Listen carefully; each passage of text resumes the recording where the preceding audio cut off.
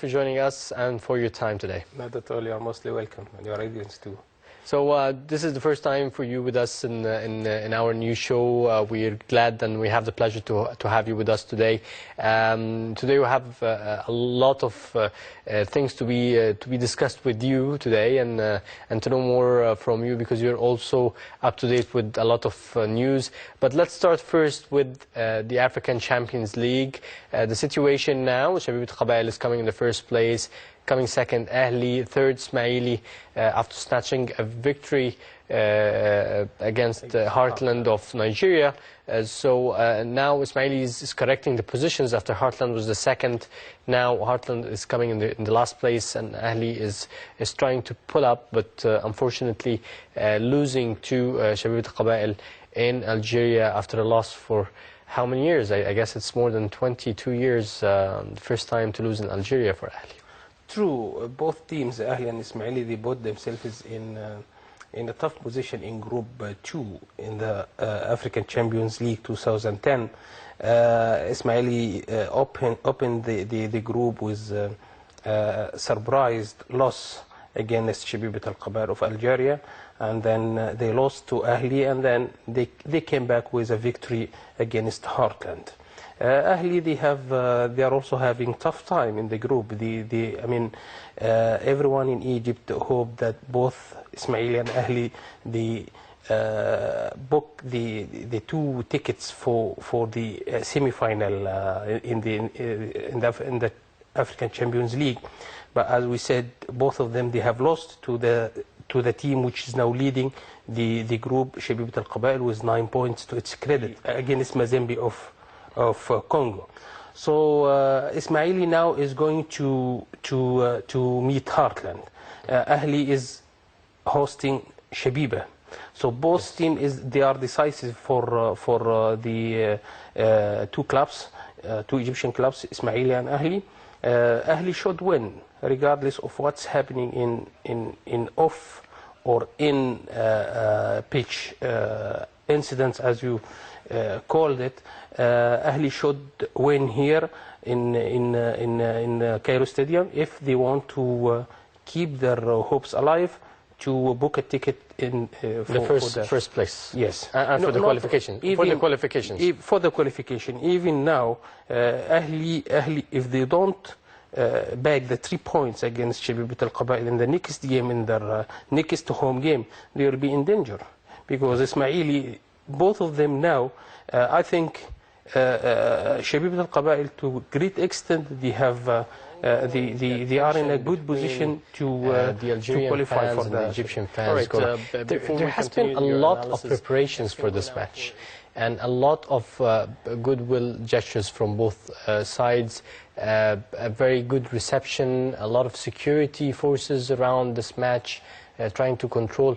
But yet again, things happen, violence happened before the match, during the match, and even after the match.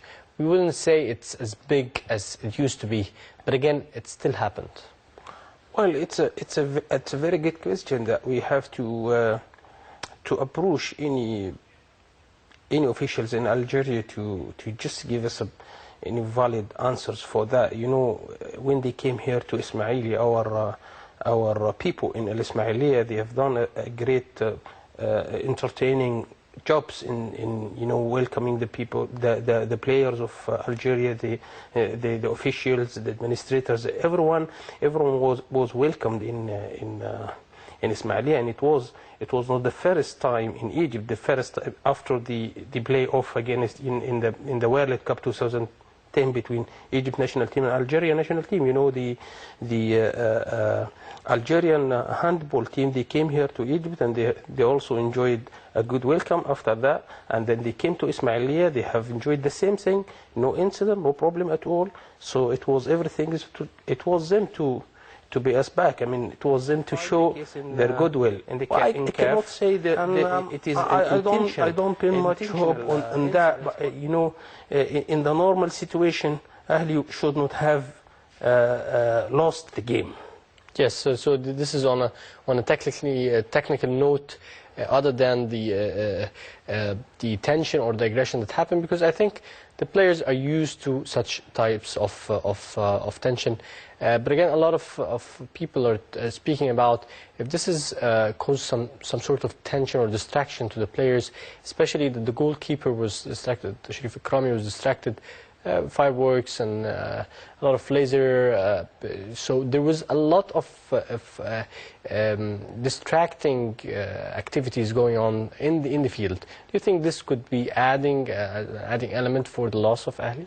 Yeah, but yes, true. But for me, it's not the main thing, because as you said, it's the Ahli player, they have gained through years a lot of experience, so they are supposed to handle such situation. So to be honest, also I am one of the few people in Egypt who expected that this will happen. So in the field, I cannot excuse Ahli players, because, as I told you, they did not produce a good performance that we just say, okay, fine, they have done their part of Ismaili is the show, so we can excuse them. Win. He should win.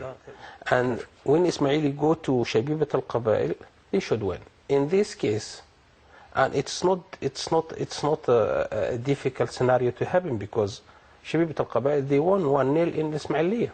But that taking into consideration that Shabibat al-Qabail would lose against Heartland. I mean, Ismaili will go there first. Yes, okay. Ahli will. So the last match will be. Last match will be between Ismaili and Ahli. Ismaili and Ahli and Heartland. The final round in the group in second group 2 will be against Ahli and Ismaili. So Ahli first will host Shabibat al-Qabail. Ismaili will go to Heartland, and then Ismaili will go to Shabibat al-Qabail, and Ahli will receive Heartland here. Yes. And the final round, Ahli will go to Europe, and he has also played in Turkey, and played in Belgium for Anderlecht, and played a high-level football in Europe with Anderlecht.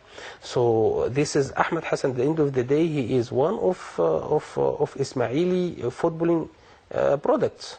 So what we can say is Ahli also is doing good job on that, but the problem with Ahli is want to keep the big names in the teams, and I cannot understand what they have done with Imad Metah. For example, he was out of contract. His contract is over with Ahli, so it's very simple that they should.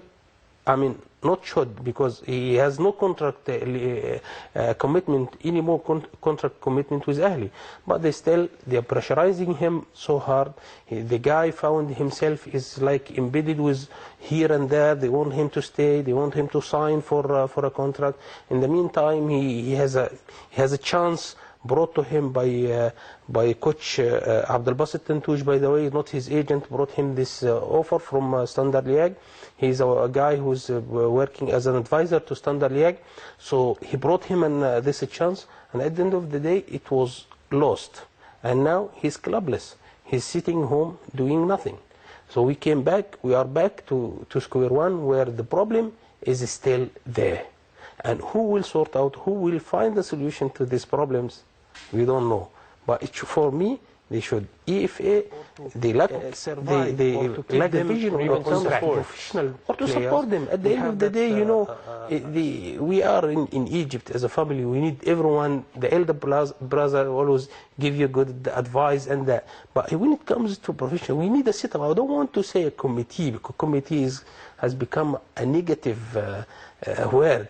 We want a setup, a professional setup in Egypt Football Federation, to look after the professional, to see like what we have done when we want to see why our exports does not go to Europe, why our exports from whatever products we are producing here in Egypt, why it does not go to the international markets. So we want to say why our players does not drive their way in a proper way through to Europe or whatever places in the world.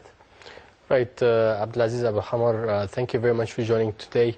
It was a great pleasure talking to you with a lot of information. Here too, thank you very much. Right, we'll move now for a report about the Youth Olympic Games played in Singapore, and our correspondent in Singapore will be reporting about Egypt's latest achievement throughout the day on Thursday. So stay tuned, and we'll move on now for the coming report.